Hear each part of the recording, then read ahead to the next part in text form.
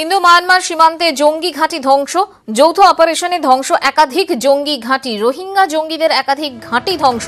বিস্তারিত জানবো, টেলিফোনে রয়েছেন আমাদের প্রতিনিধি অত্রি মিত্র। অত্রি, কি খবর পাওয়া যাচ্ছে? খবর যেটা হচ্ছে, মায়ানমার এবং ভারত সীমান্তে মিজোরামে প্রায় 40 কিলোমিটার অঞ্চল ধরে আরাকান আর্মি, যেটা হচ্ছে রোহিঙ্গাদের যে জঙ্গি গোষ্ঠী, এবং তার সঙ্গে আমাদের ভারতবর্ষের NSCN খাপলাং গোষ্ঠী দুজনে মিলে ক্যাম্প তৈরি করেছিল। ওখানে যে কালাদান মাল্টিমোডাল প্রজেক্ট হচ্ছে, সেই প্রজেক্টটা ধ্বংস করার উদ্দেশ্যে এই ক্যাম্পগুলো তৈরি করা হয়েছিল।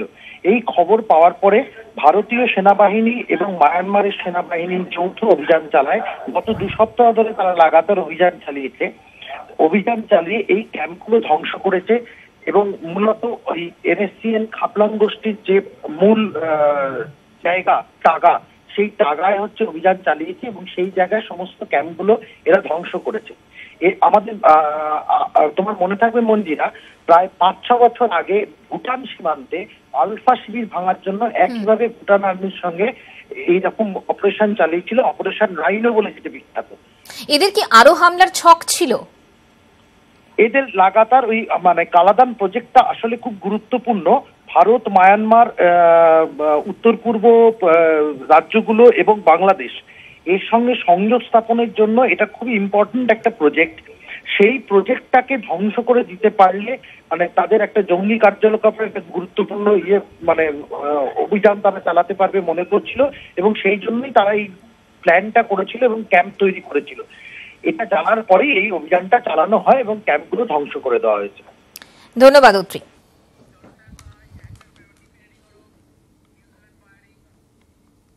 জেলে বসে সেট উত্তীর্ণ হলেন মাওবাদী নেতা অর্ণব দা।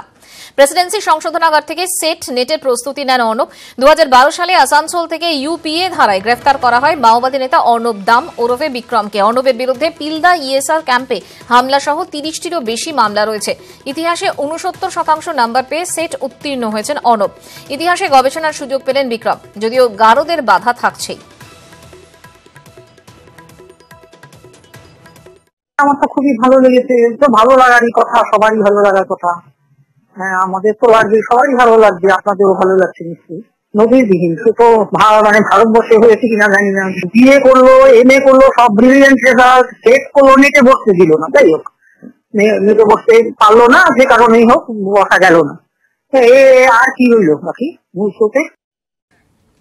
পুলিশের অসাধ্য সাধন, 11 দিন পর ধাক্কা দেওয়া গাড়ি বাজেয়াপ্ত। 4 মার্চ নিউ আলিপুর থানা এলাকায় গাড়িটি কয়েকজন পথচারী ও গাড়িকে ধাক্কা মারে। সিসি ক্যামেরার ফুটেজে গাড়ির ছবি পাওয়া গেলেও নাম্বার বোঝা যায়নি। বিভিন্ন নাম্বার বলেন প্রত্যক্ষদর্শীরা। 227টি গাড়ির নম্বর মেলে কাছাকাছি নাম্বারের, তার মধ্যে রং মিলিয়ে 47টি গাড়ি নির্দিষ্ট হয়।